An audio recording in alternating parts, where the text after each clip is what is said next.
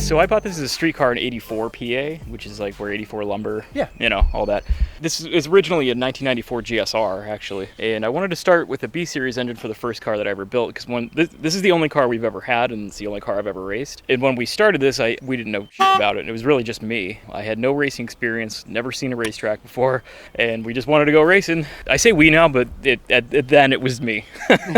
Now it's we, because it's Joe Geisler and Mike Sayers are on the team, and we kind of do everything together now. Awesome. But kid had a GSR for sale, and he knew I was going to make it into a race car, and he was like, I think I paid maybe like $2,000, somewhere around that. This was actually somewhat of a nice car, like whenever we first got our hands on it. Like the paint was pretty good. It wasn't all spray painted. It wasn't Milano pink, like how these cars, like the one that I have in the garage is very faded. So it was actually in fairly decent shape. It was a little tunered out, like in the wrong ways. At that time, I knew so little about SCCA and racing that I figured you had to go to some big school like Skip Barber, or some expensive, because you have to go to school to get your license. Sure. Somebody in the Steel Cities region switched me on to Summit Point School, which I think was only like maybe $200-$300 or something like that for the 2-day weekend. And you walk out with your competition permit, but I only had like 2.5 months to take a stock car and get it ready to go race.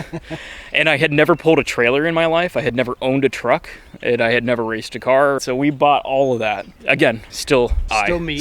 Yeah. So for the first year, the car was run essentially stock engine. I had Progress coilovers on it, which were good for the money. Honestly, they weren't really, I didn't have a ton of complaints about those for whatever $600-$700 that I paid for it. It had a sway bar on the rear, but we had a lot of trouble the first year. Everything was breaking, and as a stock car is going to do. As you kind of learn what you're doing here and you trust people in the scene, you go to some builders and stuff to try, or tuners or whatever, and they might not do the world's best job, and then you're kind of backtracking on that too. But through great hardship in 2018, I ended up winning the E-Production Regional Championship as a rookie, and actually still had my rookie stripes on the car. That was the last race I needed, and then we could take them off, and so we ended up winning the championship on that. Yeah, it was a cool first year. So what made you get into it in the first place? Why track racing? Why not any of the other forms of racing that you could have done, maybe with a smaller barrier to entry? The barrier to entry thing, definitely, this was like one of the hardest things I'd ever done. But after I had done it, my goal from there was like, I need to make this easier for people, which is part of the reason why I'm on the board of directors for Steel Cities region now as outreach. When you think about racing and what is cool racing to me, I guess, is like Forza, or Gran Turismo, or the video games we grew up playing. And I just sort of wanted to know what it really took to really get out there and actually do that. No autocross, nothing. Like, I want to go wheel to wheel race like Formula One style. And what is that going to be like? I just jumped in. I was like, all right, let's do it. We got 3 months.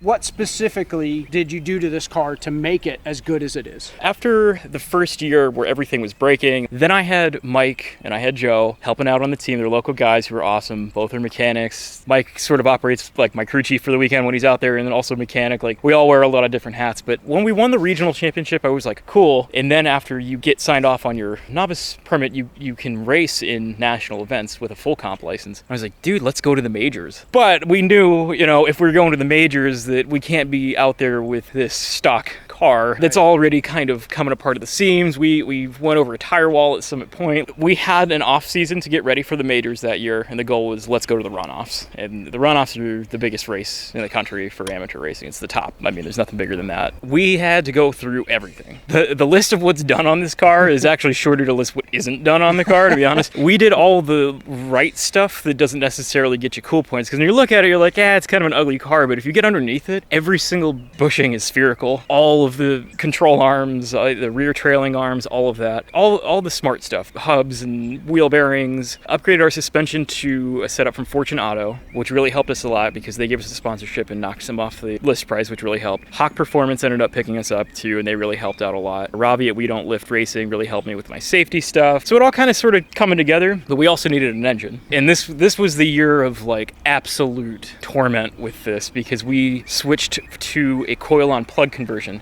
if you look at the distributor, there's no plug wires. Sure. It's just there as a cover because I haven't gotten a billet cap yet. We had an engine shipped over from HMO. Beautiful engine, actually. Took it to a new local engine builder who's supposed to be very good. And we're not naming names here, but we got it and it was together, complete. I mean, it's a built E-Prod spec engine and we could not get it to start, could not figure it out. I had to take it to Innovative Motorworks in Carlisle to get it tuned, and I was like, maybe he's going to know what's up. And we took the covers off and looked, and the builder had given it to us 180 degrees out of time. We did a quick compression test when we fixed it. It seemed okay, like it didn't bend valves or anything. But the way that this engine sits, it's 20 over. It should be almost 12-to-1 compression. It's on 112 leaded race gas. It's got cams. It's tuned. This car should be making 200-ish something horsepower at least. 200, 220 with everything we've done to it, like somewhere in that range. We're making 170. So something's wrong. We're not making the power we should, and we're still getting on podiums at national races, and we're like 25 horsepower down. And what's the car weigh? So the car right now is 2280, I think. We're allowed to weigh 2245, so we're pretty close. Do you attribute the good performance despite the horsepower deficit to the handling of the car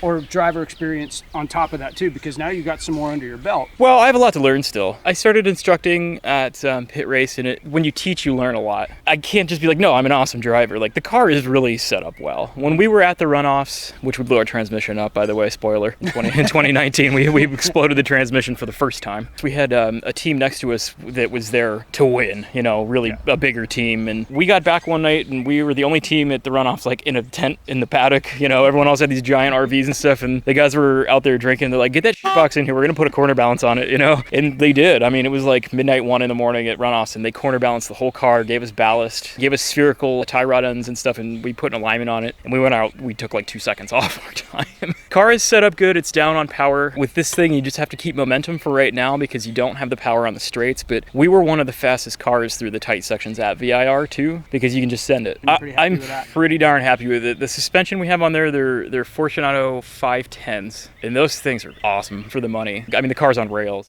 So the thing that we're really going to be focused on is getting to the bottom of, I think we're losing a little bit of oil somewhere. I think we've got some blow-by issues possibly. So we're going to build another engine. We're going to take it to 40 over, which is the class limit for how much you can, board out. We're going to build another head, which is like a B16 Type R head. Hopefully, if we have time, send it to King Motorsports. King is like Mugen US. They really know what's going on. They build rocket ships. So if we can get to 200 to 220 horsepower in this thing, I think that we have a really good shot about being in the conversation at runoffs, like as a serious contender, hopefully. As a small team. It's a very small, I mean, we have an open trailer. Like, that's the trailer, like it's, we're there in a tent. Like, the last race at Summit Point was 20 degrees and we're in a tent. It's about as grassroots as it gets, to be honest. Like, we're really roughing it sometimes. Where does somebody start? Like, if you had advice, knowing what you know now, what have you learned that you could say, hey, this will save you a lot of time. Don't do this, do this. Number one, pick a car that you like, that you're going to have fun working on, because none of it's worth it if you don't like what you're doing. We like this car. The whole team that works on this, we all have other Integras and Type Rs and stuff. This is like our jam, we really like working on this car. So I think it's important to get into something you like, because you're not going to feel cool if you're not doing something you want. That being said, the second thing I usually will say is pick your type of racing and pick your class, because if you're going to start building a car, you need to know what the class rules are, because you're going to end up undoing a ton of shit. Do your safety first and don't skip on it. We don't liftracing.com. Safety. Oh, they'll be in the link. Yeah, I'm plugging.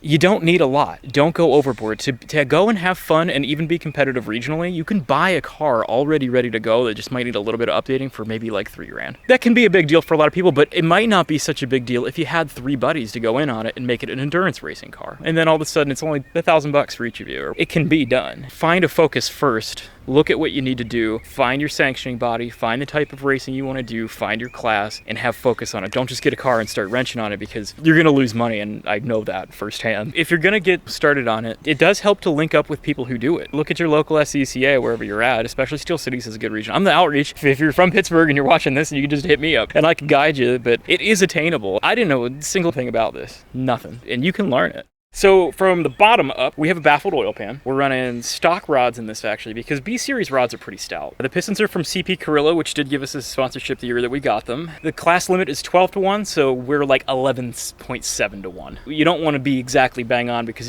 they'll whistle test you at runoffs. The head, we have titanium springs. They're Crowler. The whole valve train is titanium. The cams are Skunk 2 Tuner 1s. They're basically Type R spec, but just like a scooch bigger. We are cam unlimited in this class to a certain degree. There's a certain amount of lift we can't go over, but I didn't want to like put a serious beating on those springs because we're revving to like 86. I don't feel the need to have a giant cam and be like 9,000 RPM. It's a little bit hard, and I don't want to drop a valve. So the ARC, intake box guy is actually kind of funny because I bought a car that was on, and that's like a $900 old school JDM like collector's intake, and I just thought it was funny to put it on this car. Did you have to upgrade your motor mounts? Yes, yeah, they're Hasport. They're the like racing durometer. So this car shakes a lot, and they're stout enough that we're running just 3 mounts. It's just the T bracket in the back and the 2 on the side. We don't have the transmission mount or any of that. Tell me about the tiny battery. Oh, the tiny battery is just to save weight. Yeah. And honestly, the tiny battery has really it's been through some cold winters here. Like, I mean, the car lives in the garage, and we have not killed that thing yet. It's actually been like the best battery like out of anything. Like the battery in the Maserati is dead, and it's like the size of this car. It's basically a Tesla. Yeah, right? dude, it's huge. We have to get this crankcase vented a little bit better, I think. Like I said, I think we're getting a little bit of blow by at the track. The easiest solution, instead of drilling into or trying to weld the valve cover, was like drill a hole in the oil cap and run it to a Gatorade bottle, because we were blowing smoke. We were pushing oil out. Yeah. So, but we did that and fixed it. So this is a perfect opportunity to talk a little bit more about the need for getting involved with the racing community because of the regulations. Don't be intimidated by how many regs there are. If you can saddle up with somebody who knows what they're doing, they can guide you a lot more than you pouring through the rule book at 2 in the morning trying to figure out if your car is going to be legal the next day. You're still going to do that probably, but it's that's the nature it does make of it us, easier, right? at least if you have somebody to ask. But yeah, it really does help to have a Sherpa for this who really does know what's going on with it. And it doesn't take too long to catch on, because once you're sort of set up well, anything you're going to add, sort of look and see if, how close am I getting to the letter of the law here, and am I allowed to do this? It is intimidating, but it's important that we get new people doing this, especially younger people, because if we don't, this isn't going to exist soon. It's weird and it's kind of sad to say that, but SCCA is getting pretty gray. I know. Watch it. I know. Well, I'm 30, right? And I'm one of the youngest people probably, who is road racing, at least in the region. We have some younger guys on autocross stuff, but as far as true actual road racing goes, there's some kind of disconnect there, because we're not getting the guy, like track night sells out every time. When I go coach track night, it's full, like standing room only sellout. People are on the wait list even. But we're not getting that crossover of people going, okay, I want a time trial and then I want to go road race. It doesn't seem like there's actually like a ladder there. It seems like, oh no, I'm just happy to do this. It's cool. Usually when I talk to people like, oh, well, I can't afford that. And I'm like, do you know that though? Because you could probably afford this. It's more of like a priority thing. In 10 years, we're going to need new people racing, because a lot of these guys aren't going to be doing it anymore. We need volunteers to work corners even. Like if you like racing, go work a flag station. It costs you nothing. Corner work is awesome, dude. You're right on the track. I mean, it's a good time, and you will get to know people that will help you and give you the shirt off their back. Like, it's the best community ever. There's nothing like a cool day at the racetrack, and you get to watch, like, you have the best seat in the house. Would you recommend someone who's even mildly interested in racing do something like that first? There's no harm in that. So I'm, and this is just because it's the way I did it. I'm always like the firm believer that it's like, no, just go road racing. Yeah, right. You don't have to do anything first. You can just go road racing. There's no rules here. If you want to just go road racing, okay, go do it. But if you do want to just go and see a track and be part of it a little bit and walk around the paddock, go and volunteer. Like, the SCCA definitely needs people. I mean, we need members, we need people. It's a club. We can make it whatever we want to make it. I encourage everyone listening to be a part of that and reach out. And if you need anything, ask me. We're on the Instagram. It's STSCCA. Bounce questions, whatever you need. I'll drive to a bar and sit down and have a beer, and we can talk about it. I'm here to do it one-on-one. As far as actual sponsors go, Hawk Performances they're our big boys, big daddies right now. They're really doing us solid with our brakes. I've never wanted for more brake in this car, which is awesome. Fortunato for their coilover setup. We don't lift for all their safety gear and insight and being awesome. CP Carrillo for pistons. Hasport for their motor mounts. Acura, you know what? I'm gonna go ahead out on a limb here and just say Acura doesn't do shit anymore, and I actually don't have a problem being outspoken on that, because I think it kind of sucks that they dropped full support for grassroots racing, and I think we're the guys who really need it the most, and I think we're the guys who are most passionate, because I love Honda and I love Acura, and they're breaking my heart. Acura, if by any off chance one of you hear this, please pick up your grassroots support again, because I love you and I want you back.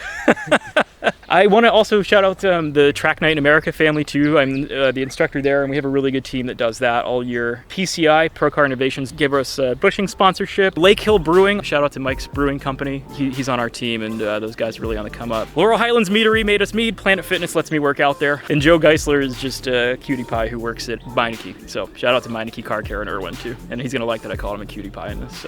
Keep that in there. Awesome.